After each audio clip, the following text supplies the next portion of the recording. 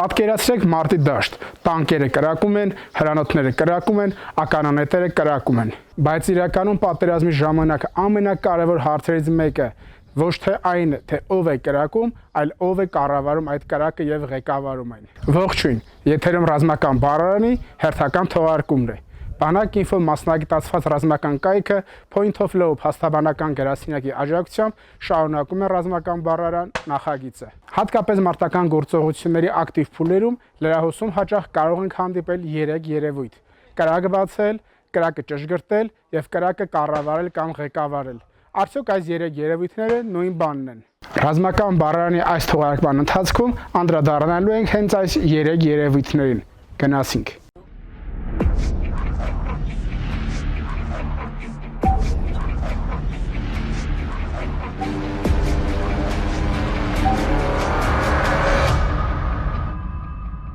Սկսենք կրակ բացելուց, որը ամենատարածված ձևակերպումներից մեկն է։ Սա նշանակում է մարտական առաջադրանք հրաման ստանալուց հետո թշնամու վրա կրակային առաջին ներգործությունը։ Եթե ավելի պարզ, ապա սա այն պահն է, երբ որ զենքը սկսում է աշխատել, բայց այստեղ կա մի հստակ եւ մի կարևոր նրբություն։ Կրակ բացել դեռևս չի նշանակում խոցել թիրախը։ Սա ընդհանրապես նշանակում է, որ կրակային ներգործությունը սկսվել է։ Պարզ օրինակ. հրետանին ստացել է հանձնարարություն, մարտական խնդիր, կոորդինատներ եւ սկսել է կրակ վարել, այսինքն կրակ է բացել։ Բայց թե ինչ արդյունավետությամբ եւ ճշգրտությամբ կխոցի կամ չի խոցի թիրախը, դա բոլորովին այլ հարց է։ Իսկ ինչ է կրակի ճշգրտումը։ Հենց այստեղ է, որ սկսվում է իրական արվեստը։ Հետախույզների, անօդաչու թռչող սարքերի կամ տեխնիկական այլ միջոցների կիրառմամբ ճշգրտվում է կրակը, այսինքն որտեղ եղել սկզբնական նշանակետը, որտեղ է եղել օրինակ արկի խոցումը,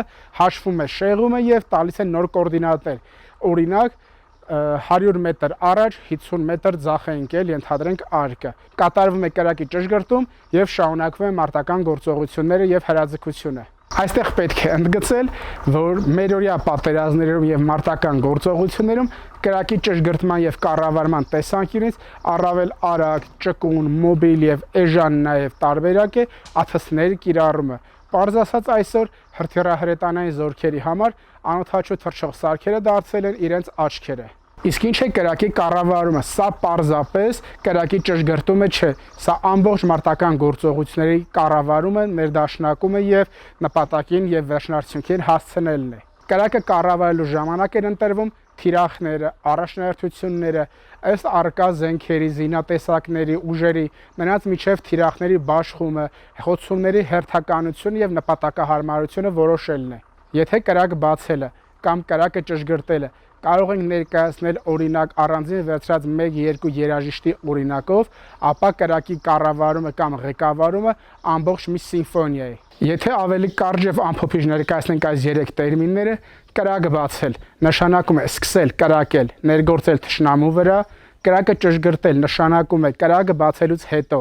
ճշգրտել այնքան, մինչև կատարվի նախանշված թիրախի խոցում, իսկ ընդհանուր ամբողջ օպերացիա նշանակում է կրակի ղեկավարում կամ կառավարում։ Իսկ ինչու են կարևոր այս երևույթները ժամանակակից պատերազմների համատեքստում։ Քանի որ նախորդ սերնդի պատերազմներում սովորաբար փորձում էին հաղթել կրակի տեմպով, խտությամբ եւ կրակային ներգործության մեծ ծավալի շնորհիվ, կարճ ասած, ավելի շատ արկեր կրակելով։ Մինչդեռ մերօրյա մարտական գործողությունների ընթացքում կարելի է ասել, որ հաջողության հասնում նա, ով առավել արագ եւ էֆեկտիվ է ճշգրտում կրակը եւ կրակի ղեկավարման եւ կառավարման համակարգը ավելի էֆեկտիվ է, հատկապես հաշվի առնելով ժամանակակից անօդաչու թռչող սարքերի եւ ռոբոտացված տեխնիկայի հնարավորությունները։ Այսօր փոքր ստորաբաժանումներ, որոնք հագեցած են ժամանակակից տեսախցկման տեխնիկական համակարգերով, անօդաչու թռչող սարքերով եւ ռոբոտացված այլ մեքենասարքավորումներով կարող են փոքր ուժերով կատարել մեծ խնդիրներ եւ խոցել ավելի մեծ օրինակ հրետանային միջոցներ։